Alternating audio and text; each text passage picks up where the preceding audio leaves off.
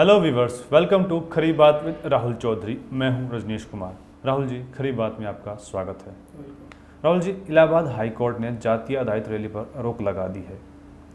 हम अंग्रेजों को दोष देते थे कि उन्होंने हमें धर्म के आधार पर बांटकर हम पर राज किया, मगर आजकल के नेता तो उन अंग्रेजों से भी 4 कदम आगे निकल चुके हैं। हमें जातियों में बांटकर अपनी राजनीति चमकाना शुरू कर दी है नेताओं ने। क्या कोर्ट के इस फैसले से जातिगत राजनीति पर कोई रोक लग पाएगी या नहीं, या नेता इसका भी कोई बाईपास निकाल लेंगे? इस पर आपकी खरी बात क्या है? देखिए, पहले तो मैं आपके सवाल में ये करेक्शन करना चाहूँगा जी। आपने कहा कि अंग्रेजों ने हमें धर्म के आधार पर बांटकर अपनी सत्ता यहाँ पे कामयाब की। जी, ये उदाहरण भी दिया था कि उन्होंने फूट डालो राज करो का नारा। हाँ, ये एक हमारी फितरत बनी हुई है कि हम अपना कसूर दूसरों पे डालते हैं। अंग्रेजों के आने से पहले ही हम धर्म के आधार पर बटे हुए थे जी। ये एक फैक्ट है। उन्होंने ये जरूर है कि इस बंटवारे का राजनीतिक फायदा उठाया और अपनी सत्ता यहाँ सत्ता लागू करने में कामयाब हो गए। ये उनका एक राजनीतिक फायदा था। बटे हुए ऑलरेडी थे, उसका उन्होंने फायदा उठाया जी। उनके इस फायदे का आज हमें ये फायदा मिल गया कि जो आज इंडिया का नक्शा दुनिया पे देखते हैं ना, ये कभी नहीं था, ना किसी राजा महाराजा के समय, ना मुगलों के समय में इतना इकट्ठा एक सत्ता के नीचे, एक सत्ता केंद्र के नीचे इतना बड़ा हिंदुस्तान कभी नहीं था। पाकिस्तान बट गया बेशक, लेकिन वो अंग्रेज़ों टाइम में वो भी साथ था, लेकिन इतना जो आज इंडिया है ये भी नहीं कभी हुआ, ना तो अशोक के टाइम में, ना चंद्रगुप्त मौर्य वगैरह के टाइम में, ना मुगलों के समय में। ये उसका हमें एक साइड इफेक्ट, गुड इफेक्ट मिला अंग्रेज़ों का हम पे राज करने का, जो आज हम इंडिया देख रहे हैं, गुजरात से आसाम तक, कश्मीर से कन्याकुमारी तक। रही बात आपकी कि आज के नेता राजनीतिक रोटियां सेकते हैं जातीय आधार पर, देखिए ये कहना आपका सही है कि जातीय आधार पर वो अपनी राजनीति चमकाते हैं, लेकिन जातियां उन्होंने क्रिएट नहीं की। जातियां हमारे धर्म में पहले ही थी, समाज में पहले ही थी। अब कांग्रेस का राज 77 तक एक छत्र राज रहा सेंटर में, कभी कभार स्टेट में हो सकता है कोई दूसरी पार्टी विपक्षी का राज आ गया, लेकिन कांग्रेस का 1977 तक एक छत्र राज रहा था सेंटर पे इंडिया के। तो उसका क्या था वोट बैंक?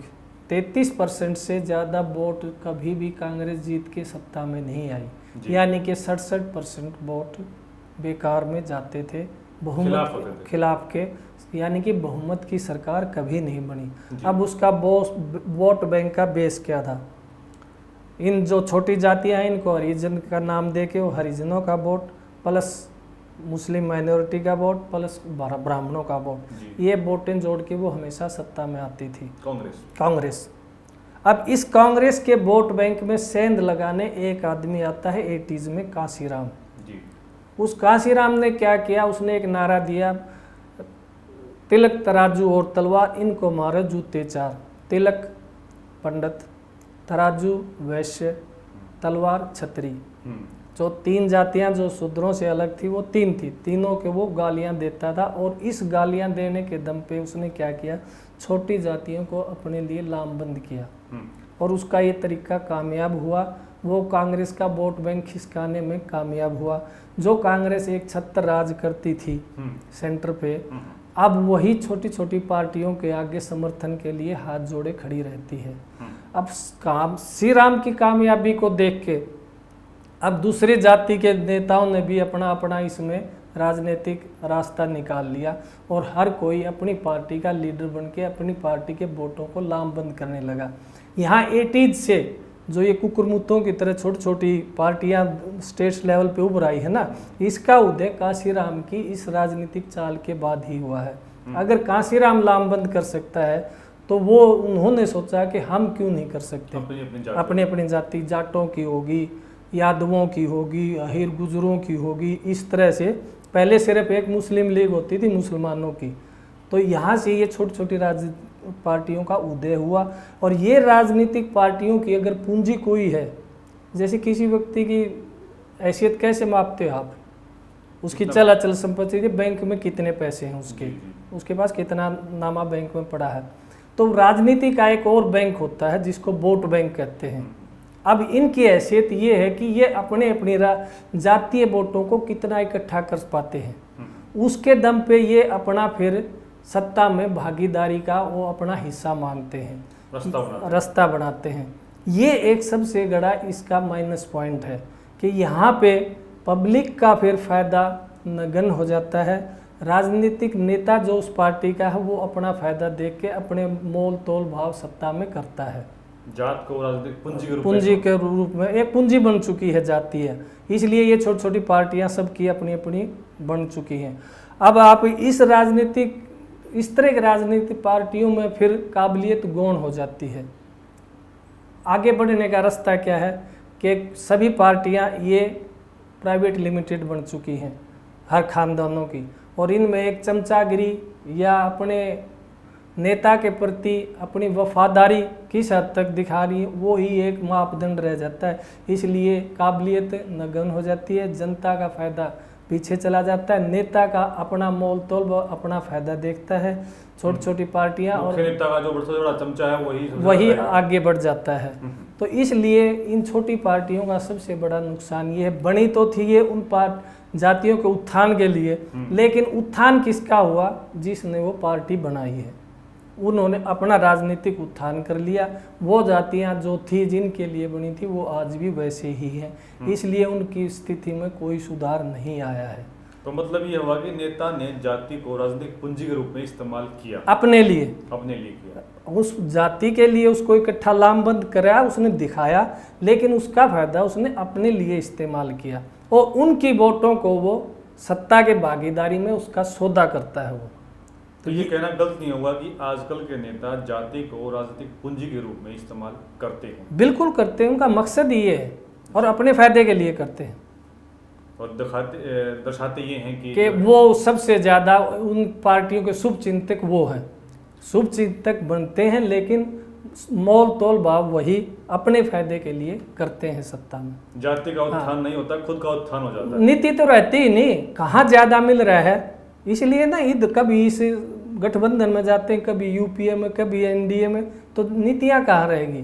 तो यही है ना, फायदा कहाँ से मिल रहा है ज़्यादा, तो उस तरफ लुढ़क जाती हैं। बगैर तले के लोटे के होते हैं ना, बगैर तली का लोटा जैसे किधर भी लुढ़क सकता है, ये पार्टियां भी वैसी हो रखी हैं, सिर्फ अपना फायदा देखती हैं। रही बात आपकी कि नेता इसका कोर्ट के फैसले कोई बाईपास निकाल लेंगे, कि देखिए उनकी सर्वाइवल का एक मेन चीज़ क्या है? जातीय राजनीति, और जब यही नहीं रहेगी तो वो राजनीति के पटल पे कैसे सरवाइव करेंगे? फिर तो वही बड़ी पार्टियों का युद्ध रह जाएगा जैसे पहले होती थी 2-4 पार्टियां। तो मैं आज नहीं कह सकता वो कैसे क्या तोड़ निकालेंगे, लेकिन कोशिश ज़रूर करेंगे, क्योंकि उनके लिए तो जीवन मरण की बात है। अगर जातीय राजनीति उनकी बंद होगी तो फिर वो सर्वाइव किसके दम पे करेंगे? इसलिए वो कोशिश ज़रूर करेंगे। ये बात है कि उसमें कामयाब होते हैं, पब्लिक होने देती है या नहीं, वो एक बाद की बात है, लेकिन नेता कोशिश ज़रूर करेंगे। जब वो इतने जातीय राजनीति पे आ सकते हैं तो उसको वो इतनी जल्दी छोड़ेंगे भी नहीं, क्योंकि जिसके दम पे उनकी मेवा पूरी खाने को मिल रहा है वो आदमी छोड़ता नहीं है। तो कोशिश ज़रूर करेंगे, कामयाब नहीं होती ये वक्त बताएगा। राहुल जी, सुप्रीम कोर्ट ने 2 साल से ज़्यादा सज़ा होने पर किसी भी नेता की सांसदगी और विधायकी समाप्त करने को कहा है। कोर्ट के इस फैसले से राजनीतिक अपराधीकरण पर कुछ लगाम लग पाएगी या नेता इसका भी कोई तोड़ निकाल लेंगे? इस पर आपकी खरी बात क्या है? देखिए, सुप्रीम कोर्ट का ये फैसला वाकई स्वागत योग्य है, लेकिन इसके फैसले में अगर नेताओं राजनीति में अपराधीकरण बंद हो जाएगा, ऐसा मैं नहीं मानता। जिस नेता ने इतने दिनों तक राजनीति की है वो इतनी जल्दी अपनी सत्ता को हाथ से जाने नहीं देगा, वो इसका तोड़ जरूर निकालेगा। कैसे निकालेगा मैं आपको बताता हूँ।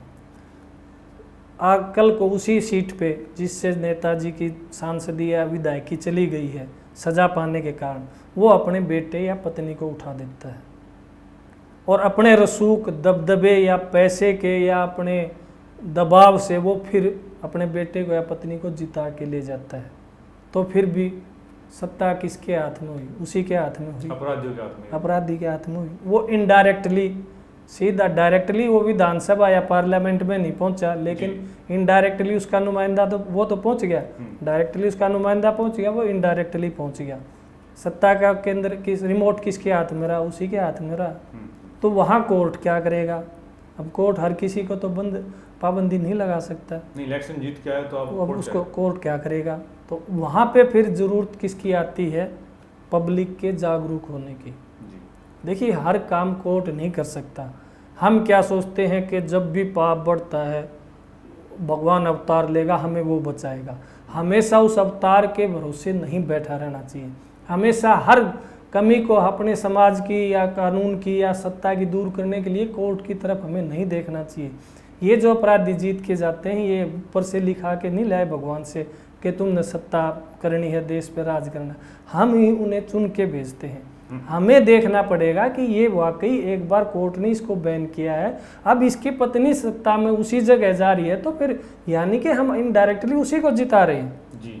तो वो चीज़ वोटर को देखनी पड़ेगी कि उसके कोई पत्नी तो क्या, उसका नज़दीक की जान पहचान वाला भी वहाँ से नहीं जीत पाए। तभी राजनीतिक पार्टियों को लगेगा कि नहीं, अपराधी को वोट टिकट नहीं देनी है, नहीं तो वो उसको देंगे। चलो ये गया तो इसकी पत्नी आ जाएगी क्योंकि ये जीत सकता है। वो जीतने वाली जो काबिलियत है ना, वो वोटर को खत्म करनी पड़ेगी जी। जब तक वो खत्म नहीं होगी, राजनीतिक पार्टियां टिकट देना बंद नहीं करेंगी, चाहे वो उसने 50 कत्ल कर रखे हों। वो जीतना उसकी काबिलियत पे वो कौन बंद करेगा? वो लोगों को बंद करना है। लोगों को, जनता को देखना पड़ेगा, वोटर को देखना पड़ेगा कि ऐसे आदमी को हमें वोट नहीं डालना है जिसका बैकग्राउंड अपराधी का, जो साबित हो चुका है कोर्ट में। तो फिर कोई कसर नहीं, जब कोर्ट ने उसको सजा दे दी तो इसका मतलब वो साबित हो चुका। फिर भी हम उसके नुमाइंदे को जिताते हैं तो कोर्ट या हमारी डेमोक्रेसी खराब नहीं है, हम खराब हैं, हमारी गलती है। तो हमें अपने अंदर भी झांक कर देखना पड़ेगा। धन्यवाद राहुल जी। खरी बात के आज के इस अंक पर आप अपनी राय हमें कमेंट सेक्शन में टाइप करके जरूर लिखें और वीडियो को लाइक करना ना भूलें। अन्य विषयों पर खरी बात जानने के लिए खरी बात को आज ही सब्सक्राइब करें। Till then bye.